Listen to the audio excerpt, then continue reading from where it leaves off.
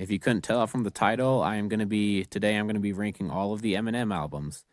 Eminem is one of my favorite artists easily. I have like 50 or so songs of his on my Spotify playlist.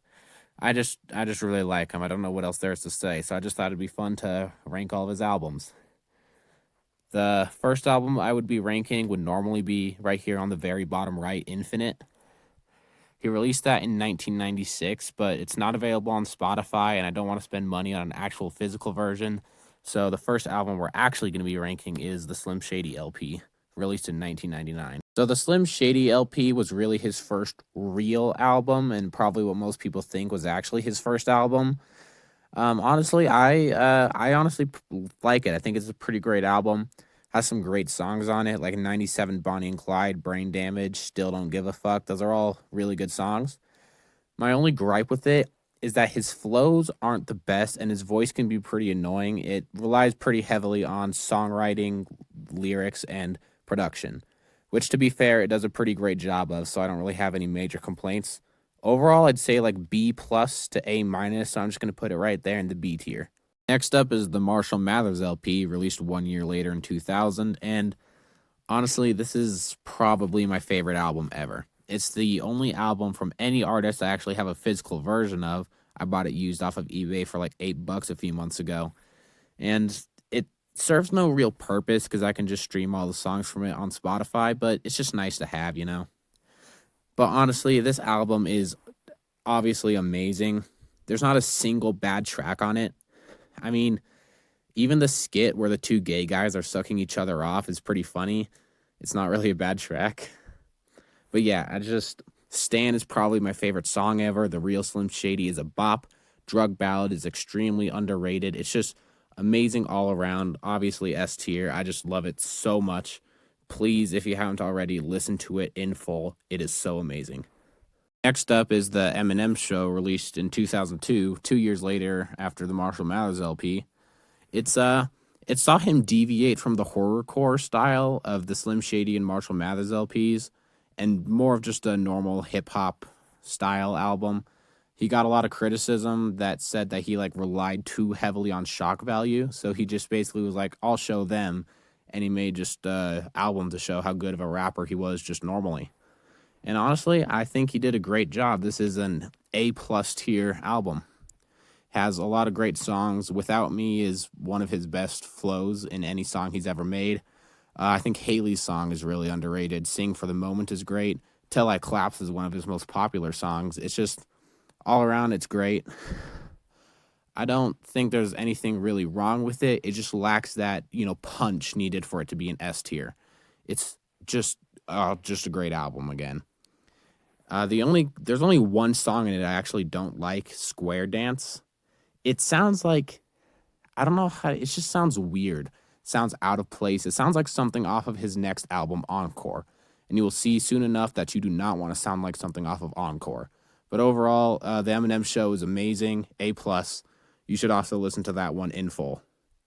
Oh boy. So next up is Encore, released 2 years later in 2004. I mean, I think Encore was basically destined to disappoint fans because it had to follow in the wake of potentially two of the greatest hip hop albums ever. So no matter what he did, it wouldn't live up to expectations. But he at least could have softened the blow by making it not suck, you know? There's literally only two good songs on it. There's two more tolerable songs, and everything else sucks. Like, I'm not lying. Mockingbird and Like Toy Soldiers are the only two songs on that LP that are worth listening to at all. I mean, one of the songs is literally called Big Weenie. Do I need to elaborate more? It's just, he was hella high on prescription medication during that time, so I can't blame him for making it bad, but it's still just like a D to D plus tier album at best. It's not good. I would not recommend listening to that one at all. And next up is Relapse, which was released 5 whole years after Encore in 2009. This was him coming off from a hiatus from addiction to prescription medication, like I mentioned earlier. But this one's also not that great. I'd say like in the same tier as Encore. I don't know if it's better or worse, honestly. There's only, much like Encore, there's only two good songs in it, and even then they have their flaws. Crack a Bottle is kind of obnoxious, and Beautiful goes on for too long. But yeah, this one, the lyrical themes are great. It's about drug addiction, but he puts on really annoying accents during a lot of the songs, and his flows are wacky and not that great. It's just not good. This wasn't the triumphant grand comeback album he was hoping for, and the reviews show also. Something kind of funny about this album is that it's pretty polarizing among Eminem fans.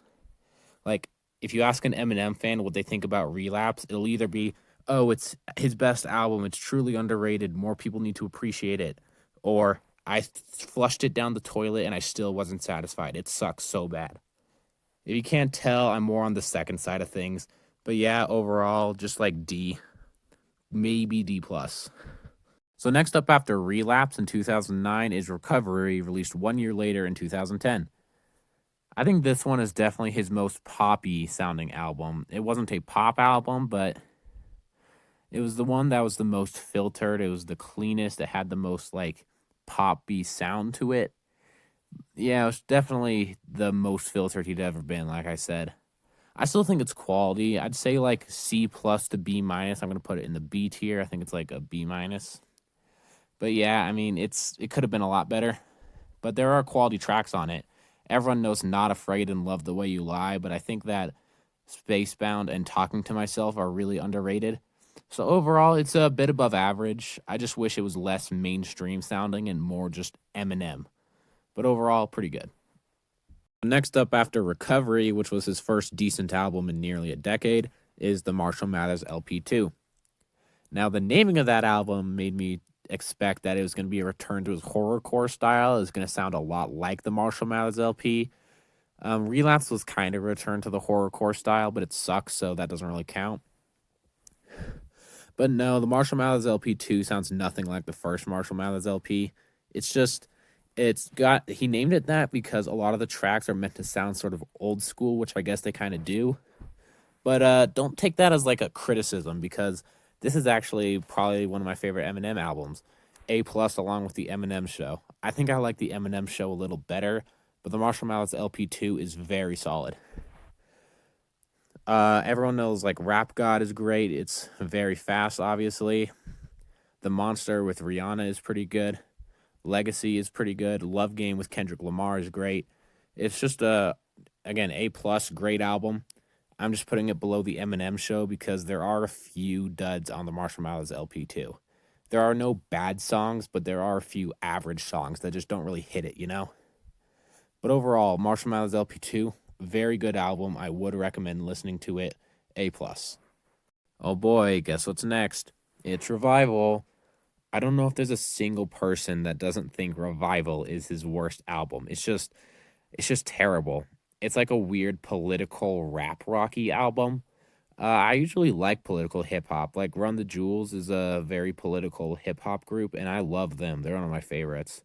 But Eminem doing political hip hop, it just sucks. It sucks. It sucks so bad. There isn't a single good song on this record. There's one that is somewhat tolerable. That's it. And it's carried by Beyonce anyway. It's just this album sucks. I don't know what he was on when he made it. It sucks so bad. How many times do I have to say it sucks before I get the message across? Whatever, I'll say it one more time for good measure. This album sucks. The next thing after Revival, released just 1 year later in 2018 because it was rushed because of how much Revival sucked, is Kamikaze. Now, honestly, the only thing memorable about Kamikaze is how unmemorable it was. Like, there are no outright ear bleedy songs on it like there are on Revival, but there's just nothing good. It's just completely forgettable.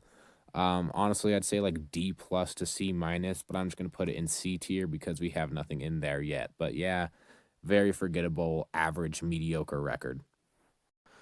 So next up and finally up is Music to Be Murdered By, released in 2020, 2 years after 2018's Kamikaze. The name and cover art would suggest that this would take a horrorcore approach, which it kind of does. There are a couple horrorcore tracks on it. Unlike Relapse, though, the horrorcore songs are actually pretty good, like Darkness and Unaccommodating are pretty solid tracks.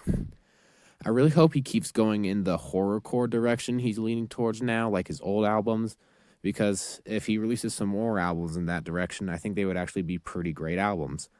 But overall, I think this album is a B to a B plus. I think B plus is a little excessive, so I'm just gonna stick it right between the Slim Shady LP and Recovery. And that is my final ranking for all the Eminem albums. So my final ranking for all the Eminem albums is F tier, which is just bottom of the barrel. Revival is alone in that, obviously. D tier, which is just bad. You have Relapse and Encore. They only have a small handful of decent songs. C tier, which is just mediocre. It's just Kamikaze in this tier. That's the only one that's really average or mediocre from this discography. B tier, which is good albums, is Recovery, Music to Be Murdered By, and the Slim Shady LP.